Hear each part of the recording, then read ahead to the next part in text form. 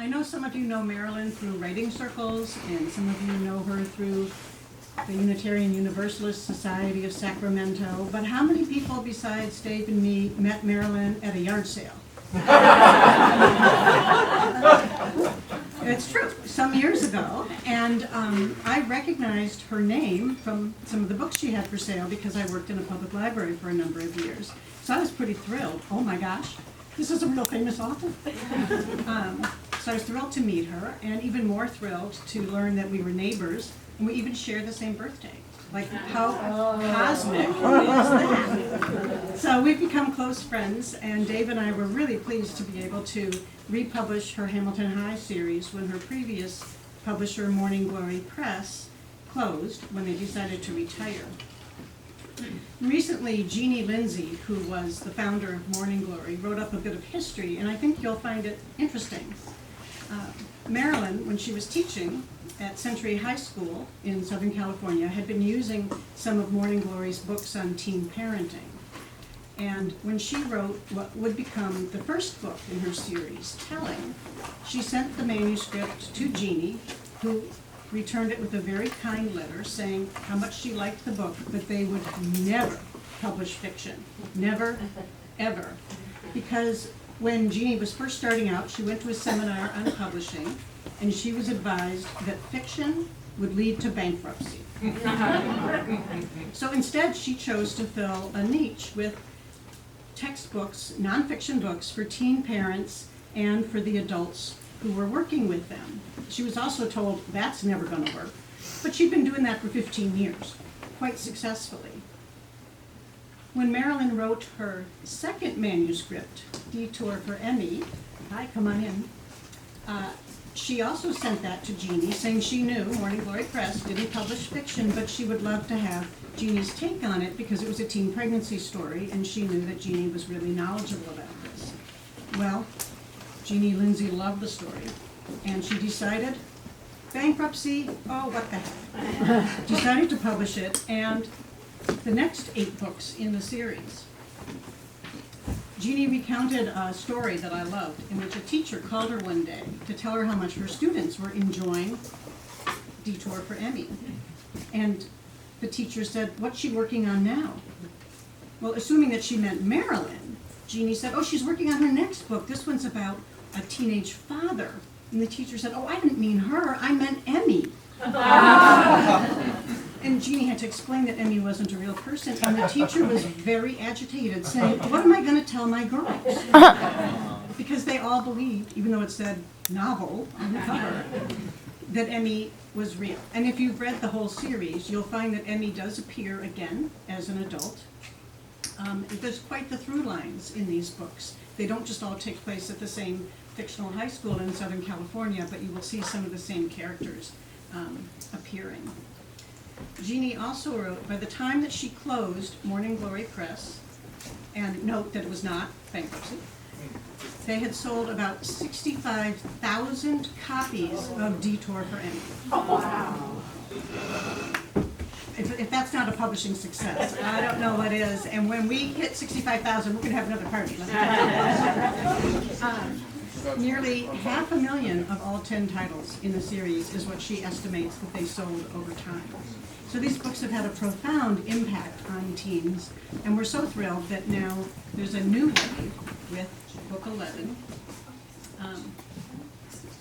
We're not up to 65,000 yet, but we're not content to rest on success. We've been happy to put them out as ebooks as well as print books, and to have these beautiful covers. And Marilyn's not content to rest on success either. She's labored hard to bring Eddie's Choice into the world today, and we're so proud and honored to help her launch it. Marilyn. Woo! Thank you. Thank you to New Wing Publishing for getting the books back out into the world and keeping them alive, and to all of you for being here. I'm just delighted to see each and every one of you. I'm going to read an adaptation. I've taken out a few he said, she said, and one or two fucks. So I wouldn't have to say the word, but now I just did, didn't I? Anyway, I've changed it up a little bit in terms of the dialogue. And some necessary background for this. It's from chapter 5, Surprise Package, and it's told from the point of view, the whole book is told from the point of view of Eddie Barajas. It's his story. A 17-year-old senior at Hamilton High, a fictional high school in a fictional community in Southern California. Eddie's family includes his mother, her partner William, and William's 9-year-old daughter, Imani, who Eddie sometimes refers to as the pest. Eddie and his mother are Mexican-American, both born in the U.S. William and Imani are African-American. Eddie is newly in love with Rosie, whose sister, Zoe, is also 9. This scene takes place in October at the annual Hamilton Heights Harvest Festival. It's also during the time of a presidential campaign that has stirred up a lot of animosity. Me and Rosie are at the big Harvest Festival, and it's like still being little kids, riding the Ferris wheel, eating pumpkin spice cookies, throwing baseballs at those leaded bowling pin things that seem never ever to fall down. We wander over to the pumpkin tent to check out the winners from the carving contest. I point to the pumpkin with the white third place ribbon pinned to it. That's Imani's, I tell Rosie. Really? Imani carved that? Well, maybe it's mostly William's pumpkin, but the pest poked out the eye holes. Rosie says, Mom told Zoe if she was going to put her name on a carved pumpkin for the contest, she had to do all the work herself. Look at this, I say, pointing to the blue ribbon pumpkin. No way was that done by anyone under 12. Yeah. It's a great pumpkin, though, with its evil smile and that small haunted house carved into its cheek. Mom should have let me help Zoe, Rosie says, pointing to Zoe's pumpkin, which could have won a ribbon if they'd handed out booby prizes. We decided to get some kind of consolation prize for Zoe for honesty. I don't have much money left, and neither does Rosie, so we choose the easy ping pong toss and win 2 goldfish. You can have one of them for Imani, Rosie tells me. For what? The cheater prize? Take both of them. One of them will probably be dead by morning anyway. Later, around 10 or so, some guys line up at the booth with the leaded bowling pins. They're wearing Make America Great hats and tough guy camo jackets. One of them yells out, Hillary, hella loud, and flings the ball with all his might at the bowling pin's pyramid. That one misses. And the next guy to throw yells out, Ragheads, rears back and heaves the ball. This one hits, and the top pin falls over. To their loud cheers and fist bumps, 2 older guys with Orange Harvest Festival vests go over and say something to the camo jackets. Puffed up patriot guys slinging hate at leaded pins, I tell Rosie. They so piss me off. Yeah, Rosie says, somebody draped slices of raw bacon through the handle of Sophia's locker last week. Fatima's, too. Bacon? You know, pork. Pork is forbidden to Muslims. Unclean, Rosie says. Oh, yeah, I guess I knew that. It totally freaked them out. I pulled the bacon off while Brianna got soapy paper towels from the restroom. We washed it all off, but it was so gross. I love bacon, but after handling those slimy pieces, I won't be hungry for bacon for a long time. Who did it? I don't know. Somebody said they saw 2 guys in those camo jackets running away. Pooling the last of our money, we get a soda to share, then leave. I drive us a little ways up the Angeles Crest Highway and park in a turnout where we can get a clear view of the stars. We're mostly just talking. Like, what else can you do when your girlfriend's balancing 2 occupied fish bowls on her lap? Then, right in the middle of trying to find the North Star, Rosie yells, "Oh no, I'm late. I've got to call home before my parents freak out."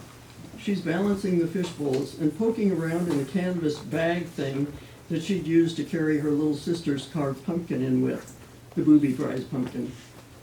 Here, let me hold the fish for you, I tell her.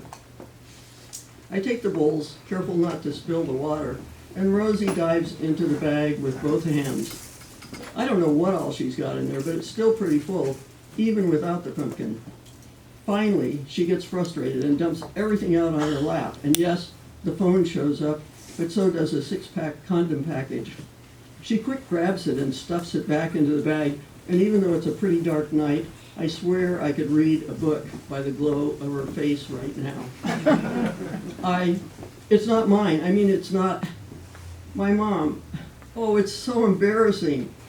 And I start laughing. I hand Rosie the bowls so I can reach into my back pocket. I pull out a condom package, though mine's a different brand. My mom too, I tell Rosie.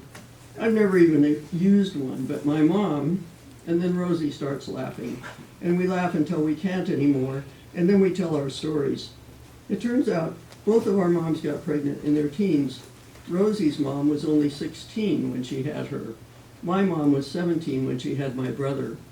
Practically since preschool, each of our moms has been preaching to us not to follow their paths.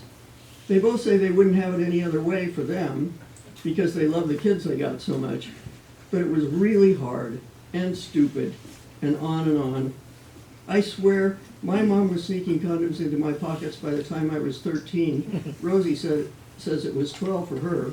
In her purse, in her backpack, sometimes in that little plastic zip thing that comes in notebooks. Embarrassing. Girl Scouts, she says. A condom dropped out of my little heart-shaped backpack when I was on a Girl Scout hike. Later, as we're driving down the winding road from the flats, I say to Rosie, maybe we should start using those gifts for my mom sometime. I hold my breath, waiting for what she might say. Then, right when I think she might not ever talk to me again, in a voice so soft I can hardly hear her, she says, maybe. I like talking in the car with Rosie at night while I'm driving. First of all, you don't have to look straight at each other. And second, the darkness makes everything seem more private, safer.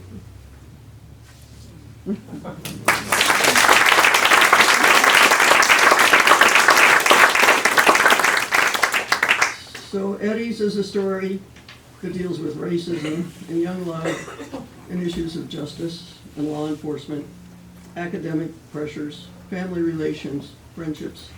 It's not a one-issue book. Whatever our age or circumstances, we don't live one-issue lives. And I started writing this because I wondered what Eddie was up to. In the previous book, Eddie was 9 years old, and that's told from his older brother's point of view. And Eddie is being sexually molested by his aunt's boyfriend, and the older brother runs away with Eddie. And that's a whole other story. The title of that one is Shut Up. But I found myself wondering every now and then how Eddie was doing. Had he gained strength? Was he still traumatized? What was he like? Because he'd been a really funny, happy kid before that happened. And then I also started thinking about the increase in racial bullying on high school and on all school campuses since the campaign and the election. I mean, it's not that it never happened before, but there's been a phenomenal increase in the percentage of those instances. And so I wanted to explore that. For me, writing fiction is a kind of exploration. It's not like I start out and I know where I'm going or I know what all my attitudes are. It's a way to kind of figure some things out. So that's how that came about.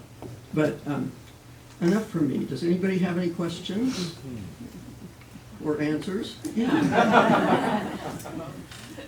Yeah. Patty. My question is, was it difficult to write from the perspective of a 17-year-old boy? And how did you come about that? Yeah. When I wrote Teacher for Emmy, the pregnant girl story, boys in my classroom said somebody should write a story about a teen dad. Nobody writes about teen dads, everybody writes about teen moms, which wasn't exactly true at the time. People weren't writing about either one much. But I didn't want to try writing from a male point of view. We've all read, I think, stories written by men in the point of view of a woman and just wanted to throw the book across the room. But we've also read some stories that get it so right that are written by men. But I was hesitant. But when I mentioned to my publisher, Jeannie Lindsay, what these guys had been saying, then she really wanted that book. and having sent the first book out 23 times before it got published, when a publisher says, we want that book, okay. So I went back to these guys and I said, well, you've got to help me with this. And Hamilton High is patterned after a high school in the same district where I taught, but it was the district where my husband Mike taught, and I had a lot of friends who taught there. And I needed to know what was going on at a comprehensive high school. And so I, between the guys in my classroom and a group of young men at San Gabriel High School, I would read chapters to them and ask them for their help, and if I got anything wrong. When I went to San Gabriel, I got in with a communication class, both boys and girls, and I would read something to them and say, you know, does this ring true for a guy? And the girls would pop up, and they'd say, oh, a guy wouldn't say that. Or, yeah, that's exactly what a guy would do. And the guys weren't saying a word. And I wanted to hear from them, so I got the girls out. But that's the kind of practice that I've done to try to get it right. And I never know. I think I got this one right, but we'll see. Yeah, Cedar. How did you deal as a teacher with parents who may not have wanted to discuss or did not discuss these issues openly, and was there ever any effort? You did this writing while you were a teacher? Yeah. Can you repeat the question? So the question is, Did they object to? did parents object to the kinds of things that we were dealing with in the classroom related to whatever I was writing? So the joy of teaching at a continuation high school is that the parents don't, I mean, I shouldn't make this generalization, but generally the parents are not around or they don't give a shit. And so you can do whatever you want to. And you don't have to grade homework. So it was a really good match for me. And we were able to have very honest conversations. And the classes were small, and so that made it easier for kids to communicate too. And they did a lot of writing. They did a lot of journal writing, so I got to know them in those ways. Yeah, but good question. No, I wouldn't have lasted long under other circumstances, and I certainly wouldn't last very long today, in a standard classroom. Yeah. Although I would add that my sister taught at a standard classroom. She had all your books. She said the kids liked those best because they talked about sex honest. Yeah, thank you. Thank you. I should take you with me wherever I am. Would you talk Yeah, about your... and Andrea? Oh, I'm sorry. Well, once I introduce the kids to your books, they fly off the shelves. I can't keep them on the shelves. Good. Yeah. I can't. Keep introducing them. Yeah. Well, I have had a few, which is sort of a good thing. I've had a few disappear, which means that they love them so much they take them home and they don't bring them back to the library. So. And my attitude is that that's a tax dollar well spent. Yes, absolutely. Would you talk about your banned book status? Oh, Yeah, that's one way. Love it. yeah, so Dietrich Fremy is a story of a girl who gets pregnant at the age of 15, and she has sex in order to get pregnant, you know? And there's a little bit of that in the book. And it was challenged.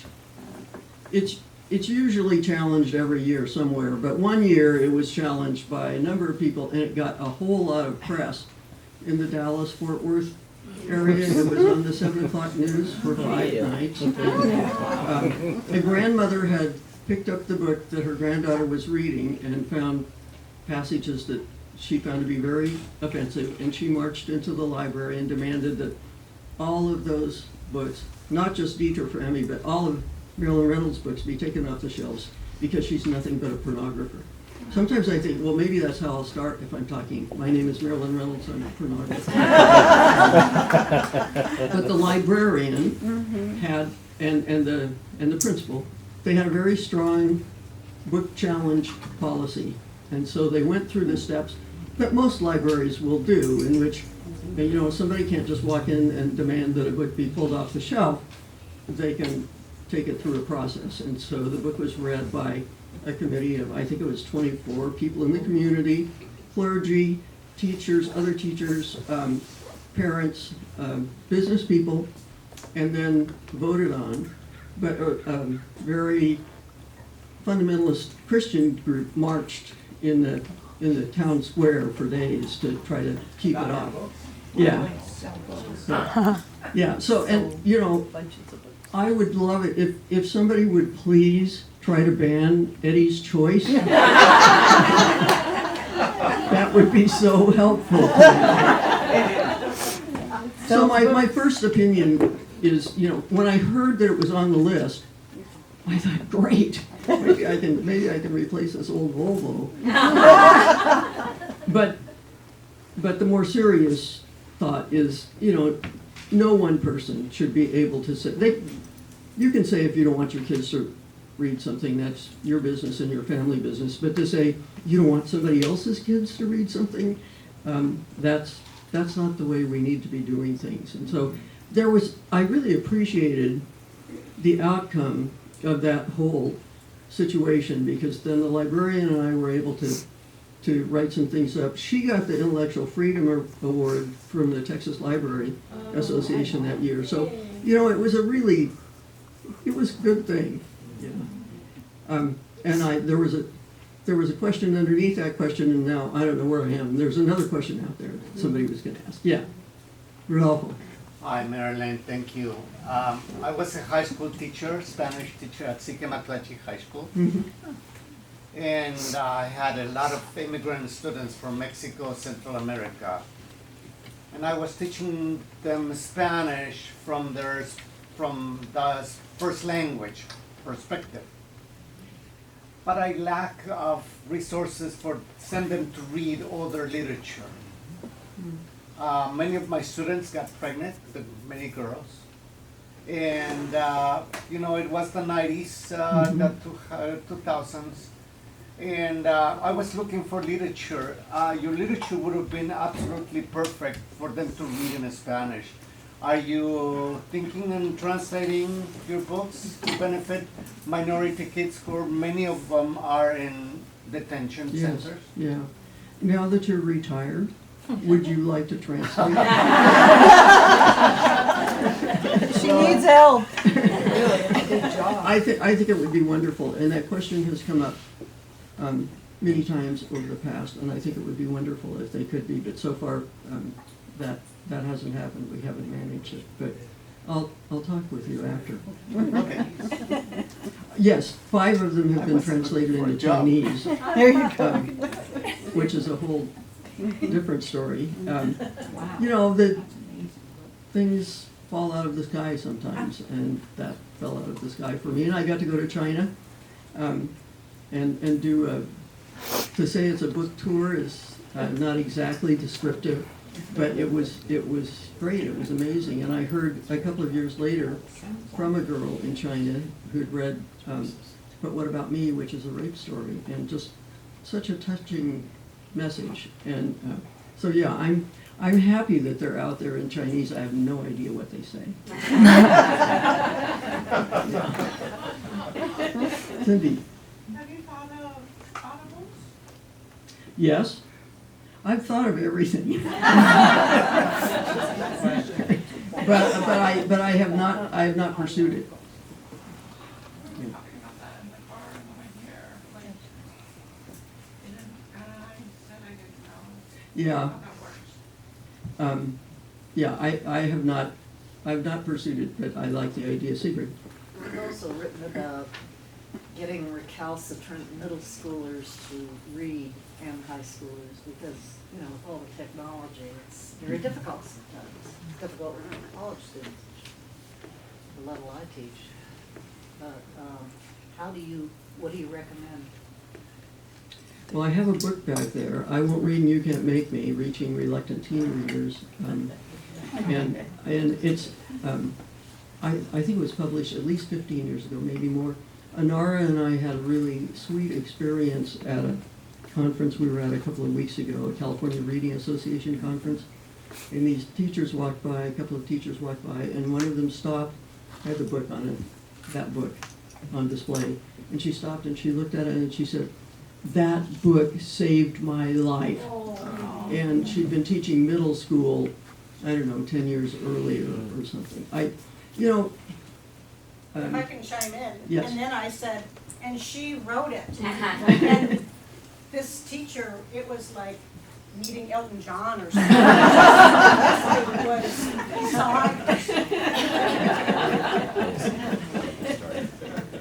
Marilyn, can you talk a little bit about 916 Inc., whose home we're enjoying, since I neglected to do so? yes, I want to say one more thing first, and will you remind me if I don't get back to it? So I think that we really work to get kids to love reading. Kids love reading when they first learn to read, before anybody's telling them, well, you didn't get that right, or you've got to do more of this or that. And they love being able to look at books and find some meaning in them. And they love stories. We all love stories, no matter where the stories come from. And so they love reading through elementary school. And then middle school, things change them. And then high school, you know, I just think high school English curriculum is sometimes set up, I don't want to say this about all of it, and I know teachers make wonderful adaptions, but the general high school curriculum is set up to make a kid hate reading. Because, you know, I love Great Expectations. I didn't read it when I was in high school. I won't even tell you what I was reading in high school, but it was not Great Expectations. I love it now, but the time was not right for me. And a more determined student than I had been, plowing their way through something that is nothing that they can connect with, is just so wrong. And I think the trick is to continue to provide books that kids might want to read and give them the choice to do some reading and the time to do some reading, because they often don't have time outside of school, really. Now, to 916. Oh, there's a, yes. Do you have a book you're working on or starting to work on, or do you have an idea for your next book? I always have ideas. So I've been playing around, you know, so I've got that book Over 70, and I don't mean miles per hour. And that was fun to do, and it's fun to get out there. And so I've done a little bit along the lines of over 80, and I don't mean miles per hour. And actually, I've got to hurry up with that.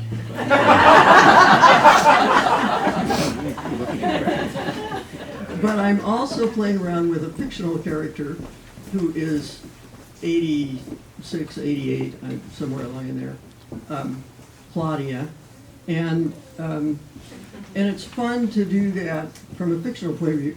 Claudia can be more outrageous than I am. And Claudia can say some things that I'm not going to say in a nonfiction book. But Claudia can. And so I'm kind of having fun with Claudia. And there are not very many novels out that I know of that deal with a main character who is in her 80s. And so I'm kind of enjoying that. I don't know which one it's going to be. I'm just playing around with it. Yeah. Yeah. I know you started writing before social media. How has social media, has that helped your audience, or do you get feedback on social media, or how has that played a part? Because young people obviously are on social media. I occasionally will get something, I got something on Facebook, I think it's been a couple of years now, but from a student that I'd had 30 years ago, saying that I had taught him to love learning. And I was happy that he didn't say what I'd taught him to learn, because it was all over the map at that time. But so I get some of that, and I get some of that from readers occasionally, not very often, but occasionally. And if I were doing more on social media, then that might be, I might be getting more back. But you know, I'm like a lot of us in here, we're not doing a whole lot of social media in the way that the person who's running the camera. It is partly a generational thing. Yeah, yeah. Linda. So how do you keep up with the fact that the characters in your stories should be using social media like they do in Eddie book? How do you figure that out? You use your Yeah. focus groups? Yeah, and that's the thing that I felt least confident about in writing this book is knowing the effect that social media would have on these kids' lives. And I took the book to Health Professions High School, a draft of it, and read a section in which Eddie's being attacked on social media. Eddie paints over a graffiti, a racist graffiti sign, and when he goes out to get in his car after school, all four of his tires are slashed. And so in the draft, I had written Monday morning when he goes into school, there's all of this social media stuff about that event. And as I read that draft to kids at Health Professions High School, they said, it would be all over by lunchtime. You're not going to wait for Monday. And so I went back and rewrote. I really appreciated that. It was a really good reality check. But yeah, that's difficult, and I've said this before, but I'm just almost absolutely certain that this is the last teen book that I'll write, and part of it is the distance between my life and the lives of people who are really involved with social media. Yeah, Larry. That reminds me, I finished not too long ago The Book Thief, and it was a shock that. What is it? The Book Thief. Oh, yeah. It was a shock that this was for, I think it was called young adults, might be. And so I'm just wondering, do you write and then decide who it's for, or do you decide who it's for and then write? Well, that's a good question. With the series, True to Life from Hamilton High, I already know who it's going to be for. It's part of that series. But the whole young adult designation, I think, is sometimes is rather is imposed in a way that it doesn't need to be. And there are a lot of crossover books, as there should be. And I do sometimes get responses from adults who've read one of the teen books too. So it's I don't think it's a strict boundary. Yeah. So 9168. I know I'm going to get back to 9168. So where we're sitting right now is part of the 916 Inc. organization, and that's an organization that promotes literacy through creative writing. And I've been working with them since pretty much since they started. And I often do writing workshops in independent studies programs on high school campuses or at juvenile hall. And last year I did something at Grant High School, or with Grant High School students. It wasn't on the campus. But we work with kids from 7 to 18, and then sometimes there's some overlap in other directions, but generally, am I right about that, Dorothy? Dorothy also is. Third grade. We're word slingers. There's a whole jargon, and Cindy sitting over here is a button pusher. Are you still pushing buttons? Yes, I am right now even, Yeah. and I'm also an inspirator. Yes. So button pusher and inspirator. So the button pusher types up the manuscripts, and I know you could tell that by the and the inspirator, and Cheryl over here is an inspirator also, is a person who volunteers and does everything. And it's fun. It's so much fun to write with kids in a way. It's based on the Amherst Writers and Artists method, which is a very positive approach, and finding what's strong in a person's writing, because that first draft writing is, it's a baby. It's not time to be criticizing. It's time to be helping it get strong. And so the approach is you let people know what's strong in their writing. People hear each other's writing. There comes a really strong sense of commonality in those groups. And so that's partly what 916 Inc. is about. And you can see books on display that have been written. Oh yeah, I just kind of left out the big part. So at the end of a writing workshop, often they're 12 weeks long, although that varies too. Kids choose their favorite works and an editor helps them go through and make it better, because there comes a time when you do need to talk about commas and periods if you want to communicate in writing. And they get them ready, and then they're put into an anthology. And so they become published writers about 6 weeks after that workshop. And they have a book release party. They sign books, and people can buy books, and they're also out in the world. So, yeah, did I miss anything that needs to be said about 916 Inc.? Maybe just that this is a creative writing space Yes. where many classes are held. Yeah. Yeah. Yeah. You can see that they're writing prompts all over the place. And I'll just add to that, Liz in the back has some of the anthologies for sale that Marilyn's fingerprints are on, literally. And you also can learn more about 916 Inc. and even make a donation to them, which we will also be doing at the end of this program, based on all of the sales that you all are making in buying Marilyn's books. Yeah. Are there other questions? Yeah, Roger? I have a question, but a testimonial. I'm 60% of the way through this book, and so beyond the part that Marilyn read, and it gets more suspenseful, and I'm heartened by the fact that this is a first-person narrator, which means that he doesn't die, because potentially he could. So. And then the other thing is, besides the social media, there's a video game or some kind of game that I never even heard of that they play. And then there was one other thing, and I can't remember, I wrote a note about it in the book, that is something in the youth universe. Mm-hmm. And like that seems to be hard to do research on. It's like talk about what those things are and what they mean to the kids. And I'm lucky that that I know local teachers, and also before I got very far into Eddie's Choice, I went back down to Southern California where the books are set, and just breathed the air for a while and talked with kids at San Gabriel High School, and they're generally very open and willing to talk, and they filled out questionnaires for me, you know, what you worry about most, what keeps you awake at night, what thrills you. So the research isn't so hard if you can find your way into a classroom of high schoolers.